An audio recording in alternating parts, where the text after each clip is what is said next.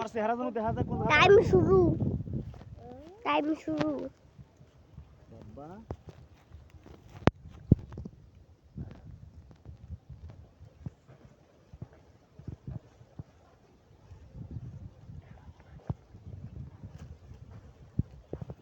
চলো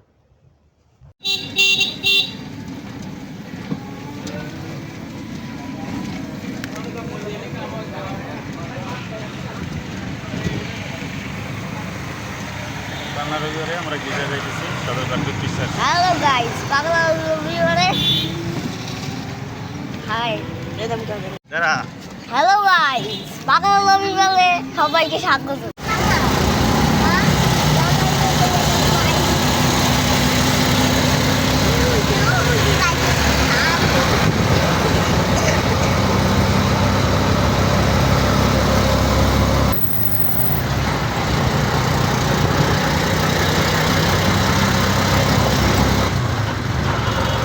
টাকা বাবা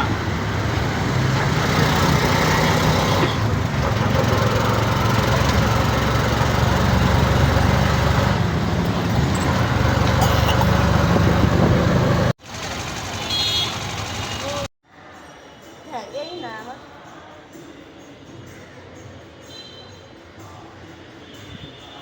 চলো চলো চলো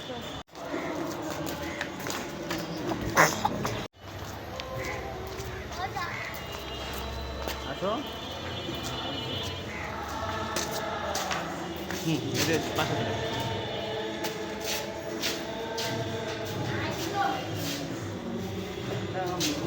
চলো চলো চলো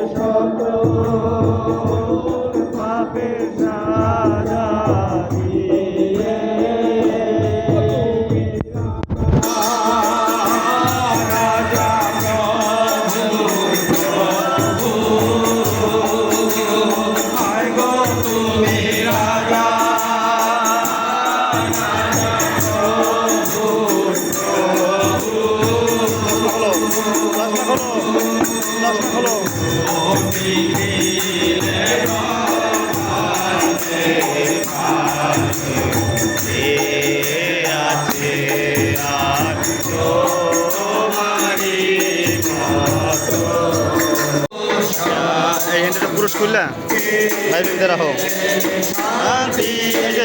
খোলো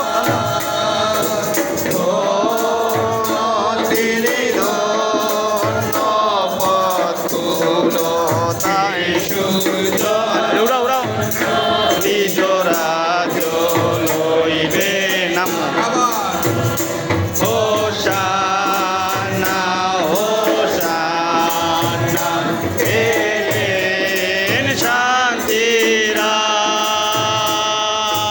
ধন্য তিনি গণ্য পথগুলো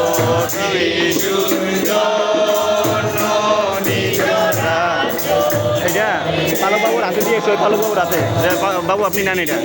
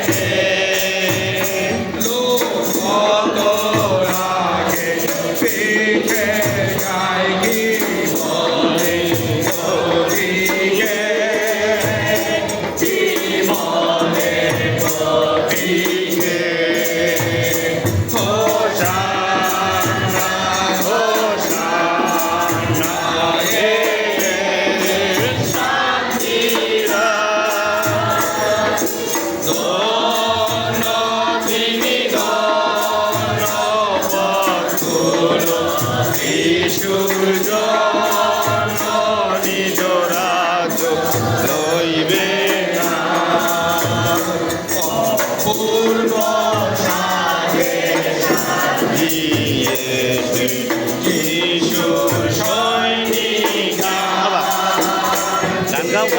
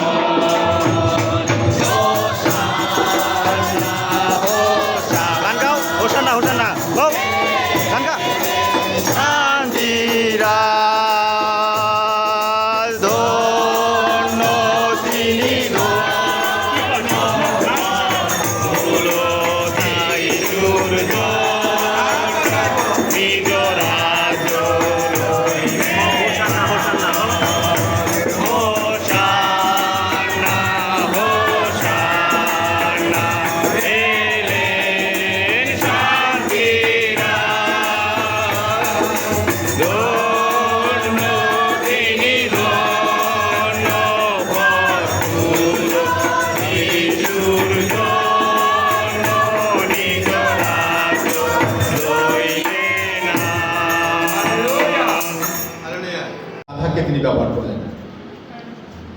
অনেক লোক ছিল, তার শিষ্যরা ছিল, 12 জন ছিল, আরও অনেকেই ছিল। এবং তিনি হেঁটে না গিয়ে এটি ছিল পূর্ব দিক থেকে একটু পশ্চিম দিকে, পশ্চিম দক্ষিণ কোণে, সেই বৈঠগী থেকে জেরুজালেম মন্দির, এবং তিনি যাত্রা করলেন। তার আগে তিনি তার শিষ্যদেরকে, 2 জন শিষ্যদেরকে বললেন যে দেখো, ওই যে একটা গ্রাম দেখা যায়, ওইখানে তোমরা যাও এবং একটি গর্ধবী বাধা আছে এবং সেইটি তোমরা খুলিয়ে নিয়ে আসো। এখানে একটি শব্দ আমি বলতে চাই, আপনারা মনে রাখবেন,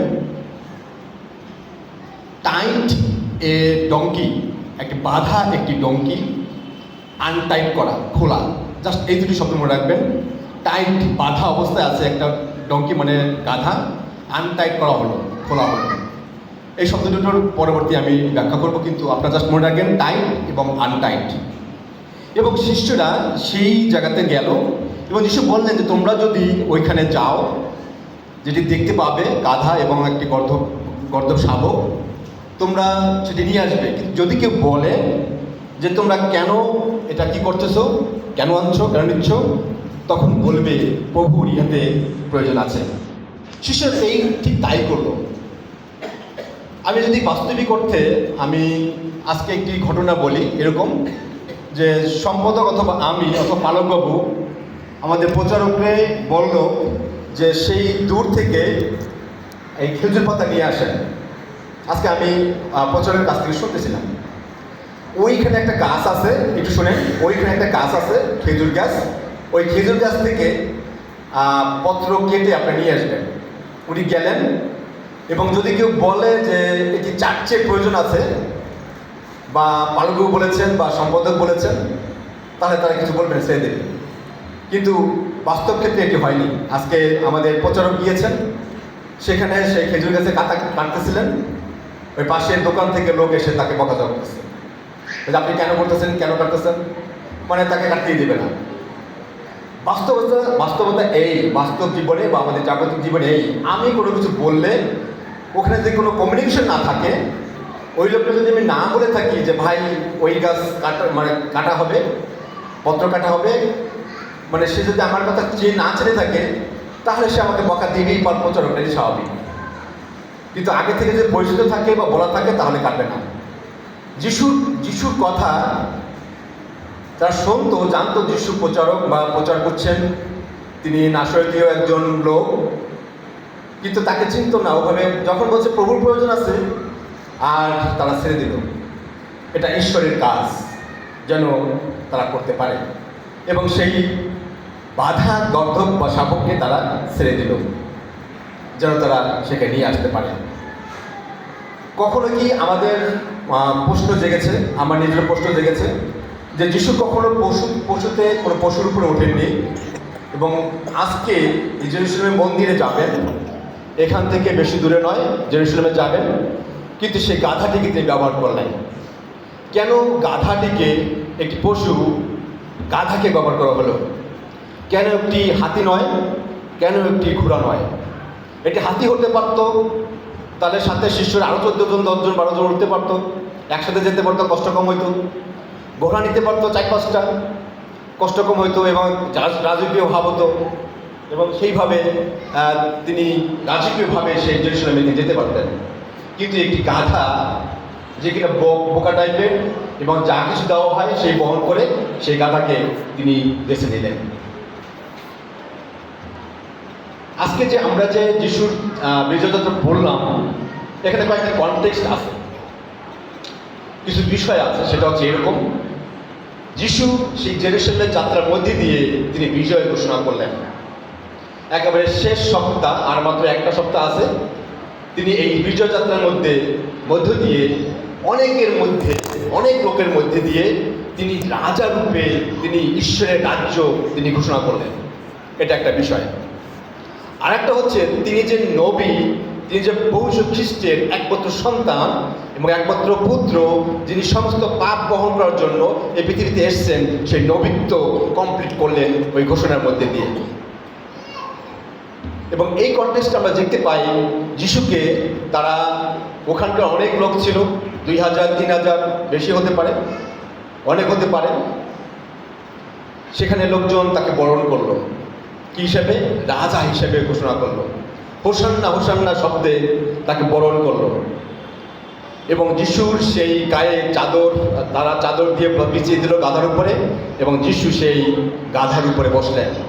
অনেকে চাদর বিছিয়ে দিলেন সে পথে, অনেকে সেই খেজুর পাতা, তাল পাতা, অনেক গাছের ডাল পাতা তার সেই পথে ছড়িয়ে দিল, এবং যিশু রাজার বেশে সেই জেরুজালেমের দিকে যাচ্ছেন।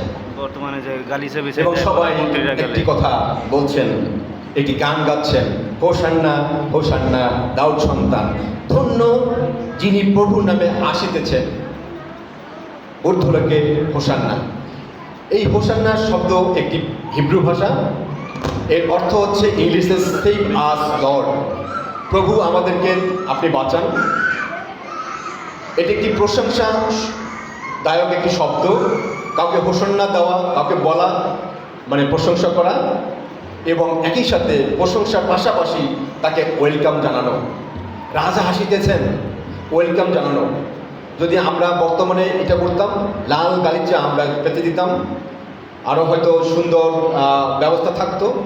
কিন্তু তারা কী করলো? সমস্ত ডালপালা, খেজুর এবং যার যার চাদর, কাপড় চোপড় সেই রাস্তায় ফেলে দিল, এবং হোসান্না নামে প্রশংসা করতে লাগলো এবং তাকে ওয়েলকাম জানালো। যে কথা বলছিলাম যে কেন গাধা সেই ব্যবহার করলে প্রভু খ্রিস্ট। গাধা হচ্ছে নম্রতার প্রতীক এবং শান্তি এবং সেবার প্রতীক। সে সেবা দেয়, সেবা কখনো নেয় না। আপনি দেখেছেন গাধা কখনো মানুষের কাছ থেকে সেবা নেয়? শুধু বহন করেই যায়, এবং অত্যন্ত শান্ত প্রকৃতির একটি প্রাণী এবং নম্র, কখনো কামড় দেয় না, গুঁতোও মারে না, ষাঁড়ের মতো অথবা ইসের মতো, ছাগলের মতো আমরা দেখিনি। কিন্তু গাধা চুপচাপ শান্তভাবে নম্রভাবে একদম যখন যেখানে থাকার সেখানেই থাকে, দৌড়েও না, সে অত চঞ্চল না, খুব শান্ত এবং শান্তির এবং সেবার প্রতীক এই গাধা। প্রভু যীশু খ্রিস্টের এই জেরুজালেমের যাত্রার আসলে কি উদ্দেশ্য ছিল? প্রথমে বলেছিলাম যে যিশু তার নবীত্ব কমপ্লিট করলেন, এবং যিশুর একটা মিশন কার্য ছিল, প্রায় 3 বছরের মতো একটা কার্য ছিল। সেই কার্যের যে শেষ এবং বিজয়, তিনি ওই বিজয় যাত্রার মধ্যে দিয়ে ঘোষণা করলেন।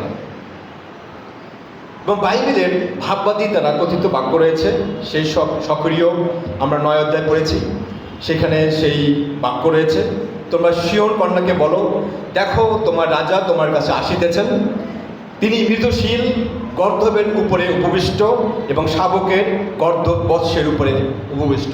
এই কথাটা সেই পুরাতন নিয়মে তিনি বলেছেন, এবং এই বাক্য পূর্ণতার জন্য তিনি এই জেরুজালেমের যাত্রার একটি অংশ। আরেকটি উদ্দেশ্য হচ্ছে ঈশ্বরের রাজ্য ঘোষণা। ওখানে যত লোক ছিল, অনেকেই বলতেছিল যিনি প্রভুর নামে আসিতেছেন ঊর্ধ্বলোকে হোসান্না। এখানে অনেকেই মনে করেছিল তিনি রোম সম্রাট বা রোমীয় যে শাসন ব্যবস্থা তার বিরুদ্ধে গিয়ে তিনি একটি রাজ্য, একটি শাসন ব্যবস্থা তৈরি করবেন, যেখানে ধর্ম এবং শাসন ব্যবস্থা একসাথে থাকবে। এইরকম একটা বিষয় অনেকের মধ্যে ছিল। তিনি মনে করছেন যে তিনি রাজা হবেন, জাগতিক রাজা, এবং রোমীয়দের বিরুদ্ধে যুদ্ধ ঘোষণা করে তিনি জেরুজালেম, ইসরায়েল জাতিকে একটি জায়গায় তিনি নিয়ে যাবেন। এটা অনেকের মধ্যে একটা ধারণা ছিল, যার পরিপ্রেক্ষিতে আমরা দেখতে পাই যিশুকে যখন মৃত হলো, তার বিচার কার্য, যখন তার বিরুদ্ধে সাক্ষ্য দেওয়া, হাজার হাজার লোক মানুষ তার বিরুদ্ধে সাক্ষ্য দিচ্ছে, বারাব্বাকে ছেড়ে দাও, বারাব্বাকে ছেড়ে দাও, তখন তারা দেখছে আমাদের যা পাওয়ার কথা ছিল, আমাদের যে লিড ছিল, রিকোয়ারমেন্ট ছিল, সেটা তো পূর্ণ হয় নাই। তিনি অন্য কাজ করছেন, সুতরাং আমাদের রিকোয়ারমেন্ট ফুলফিল হয় নাই। এখানেও একটা ঈশ্বরের কাজ ছিল, ঈশ্বরের একটি পরিকল্পনা ছিল, যেন তিনি ক্রুশবিদ্ধ হন এবং সেখানে তিনি মৃত্যুবরণ করেন পাপের সমস্ত বোঝা নিয়ে। আরেকটা হচ্ছে ঈশ্বরের রাজ্য ঘোষণা এবং নিজেকে রাজা বলে। ঈশ্বরের রাজা, আর তিনি রাজা হবেন, কিন্তু জাগতিক রাজা নয়। অনেকেই চেয়েছিল, অনেকের মধ্যে সেরকম অভাব ছিল, কিন্তু তিনি ঘোষণা করলেন ঈশ্বরের রাজ্যের রাজা, এবং যিনি যার মধ্যে দিয়ে সমস্ত শাসন ব্যবস্থা এবং জীবন ব্যবস্থা চলবে, এবং তার মধ্যে দিয়ে মানুষ মুক্তি পাবে, কারণ তিনি সমস্ত পাপ বহন করেছেন। আরেকটা হচ্ছে মিশায়াসি এবং প্রমিস যে সেইবর, তিনি ঈশ্বর যে প্রমিস করেছিলেন মানুষকে যে একজাত পুত্রকে দান করিলেন যেন যে কেউ তাতে মুখ বিশ্বাস করে সে বিনষ্ট না হয় কিন্তু কিন্তু অনন্ত জীবন লাভ করে। সুতরাং এই যে প্রমিস সেইবর হিসেবে তিনি সেই স্বীকারিত্ব এবং ঘোষণা তিনি দিলেন এবং যার মধ্যে দিয়ে তিনি এই বিজয়যাত্রা তিনি ঘোষণা করে জেরুজালেমের দিকে রওনা হলেন। ঘটনার পরিক্রমা, যেটা আমি বলেছিলাম যে টাইট এবং আনটাইট। একটি গাধা সেখানে বাঁধা ছিল, সাথে একটি শাবক ছিল। কোথাও কোথাও শুধু গাধার কথা বলা আছে, কোথাও শাবকের দুটি কথা বলা হয়েছে, কিন্তু মথি এই সুসমাচারে এখানে গর্ধবী এবং শাবকের কথা বলা আছে এবং বলা হয়েছে যে এই গর্ধবীর উপরে বা শাবকের উপরে আর কেউ কখনো উঠে নাই। একেবারেই নতুন এবং একেবারেই একটি কেউ অভাবে ব্যবহৃত একটি গাধা। এবং এই গাধা খুলিয়া আনা মানে বাঁধা অবস্থায় আছে, টাইট অবস্থা আছে, বাঁধা আছে কোনো জায়গাতে, এটা খোলা ছিল না, বাঁধা ছিল এবং সেখানে খুলে আনা হলো।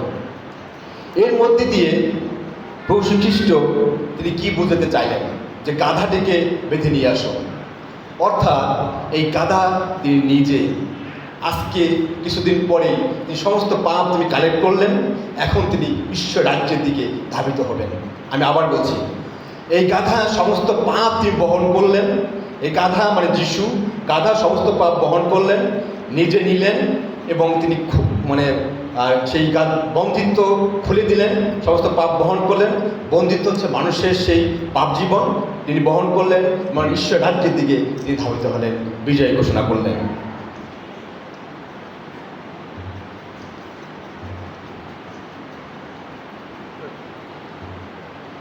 একটি গল্প বলতে চাই। গল্পটা এরকম, একটি গাধা, একটি ঘোড়া এবং ধূপপান, আমরা জানি ওয়াশম্যান, আর হচ্ছে কিছু মানুষ, এই হচ্ছে ক্যারেক্টার। ধূপপান যিনি ওয়াশম্যান, তিনি প্রতিদিন বা প্রতি সপ্তাহে তিনি গ্রামে গ্রামে গিয়ে একটি গাধা এবং একটি ঘোড়াকে নিয়ে, গাধায় চড়ে এবং ঘোড়ায় চড়ে গাধাকে সাথে নিয়ে তিনি ময়লা কাপড় চোপড় বিভিন্ন গ্রামে গ্রামে গিয়ে কালেকশন করতেন এবং সপ্তাহ শেষে উনি কালেকশন করতেন। সপ্তাহ শেষে তিনি কালেকশন করতেন এবং কালেকশন করে তিনি পরবর্তীতে তার নির্দিষ্ট জায়গায় গিয়ে বাড়িতে গিয়ে ধৌত করতেন। এবং এক শুক্রবার অথবা বৃহস্পতিবার তিনি গ্রামে গ্রামে যাচ্ছেন এবং একটি গ্রামে যাচ্ছেন, একটি বাসায় যাচ্ছেন, বাড়িতে যাচ্ছেন এবং ময়লা কাপড় চোপড় তিনি আনতেছেন এবং গাধার উপরে চাপাইতেছেন। আরেকটি বাড়িতে যাচ্ছেন এবং বাড়িতে গিয়ে ময়লা কাপড় চোপড় নিচ্ছেন এবং ওই গাধার উপরে চাপাচ্ছেন। এরকম করতে করতে বিশাল স্তূপ হলো, অনেক বড় সেই ময়লা কাপড়ের স্তূপ হলো এবং গাধা পুরা পরিপূর্ণ অবস্থায় আছে।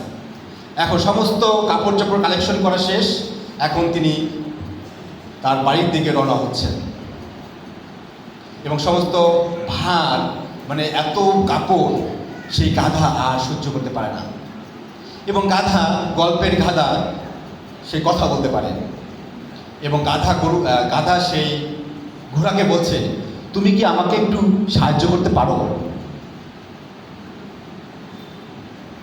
Mind your business. ঘোড়া বলছে গাধাকে, তোমার কাজ তুমি করো, এটা আমার কাজ না। আমি রাজকীয়, আমি ঘোড়া, আমি আমার মনিবকে বহন করি, এটা তোমার কাজ। গাধা সে কষ্ট করে হাঁটছে এবং মনিব সেই ঘোড়ার উপরে চড়ে আস্তে আস্তে গাধাকে অনুসরণ করতে করতে বাড়ির দিকে রওনা হচ্ছে। গাধা অত্যন্ত টায়ার্ড হয়ে যাচ্ছে, এত কাপড় আর বহন করতে পারছে না এবং গাধা আস্তে আস্তে যখন যাচ্ছে, কোথাও উঁচু কোথাও নিচু, হঠাৎ এক সময় সে পড়ে গেল এবং পড়ে যাওয়ার পরে আর উঠতে পারে না। তখন গাধা ঘোড়াকে বলছে, তুমি কি আমাকে একটু টেনে তুলতে পারো? মাইন্ড ইউর বিজনেস, তোমার কাজ তুমি করো, আমি আমার মনিবের কাজ করছি। এইভাবে গাধা আবার আস্তে আস্তে নিজে ওঠার চেষ্টা করছে, উঠে সেই ময়লা কাপড় চোপড় স্তূপ সেই পেটে বহন করা সেই আঠাও ওঠার চেষ্টা করছে, উঠে আবার রওনা হচ্ছে বাড়ির দিকে। আবার কিছুক্ষণ পরে আবার সে পড়ে গেল, এবং পড়ে যাওয়ার সময় আশেপাশের লোকজন যাদের কাছ থেকে সে কাপড় চোপড় কালেকশন করছিল সে মানুষগুলো হাসতেছে, দেখে তারা সবাই হাসতেছে, ইস গাধাটা পারতেছে না, মনির কি সুন্দর আনন্দে আছে, সবাই হাসে মজা করতেছে। গাধার সে কষ্ট দেখে মানুষগুলো খুব আনন্দের মধ্যে, শিশুরা বয়োবৃদ্ধরা সবাই যুবকরা সবাই হাসি খুশিতে মধ্যে ওই তার কষ্ট, গাধার কষ্ট তারা উপভোগ করছে, কিন্তু কেউ সাহায্য করছে না। গাধা এগিয়ে যাচ্ছে, মনিবকে জিজ্ঞাসা করলেন, হে মনিব, এই কাপড় চোপড়ের কি কিছু অংশ ভাগ করে গাধাকে দেওয়া যায়, যাতে করে অর্ধেক অংশ আমি বহন করি, ঘোড়া অর্ধেক অংশ বহন করে? মনিব বললেন, মাইন্ড ইউর বিজনেস, তোমার কাজ তুমি করো। এইভাবে হাঁটতে হাঁটতে এক সময় গাধা অনেক দূর যাওয়ার পরে দুই পা ভেঙে যায় এবং পড়ে যায়, এবং গাধাটা সমস্ত বোঝা নিয়ে মারা যায়। এই গাধা হচ্ছে যিশু। যিশু সমস্ত বাড়িতে গিয়ে, সমস্ত নগরে গিয়ে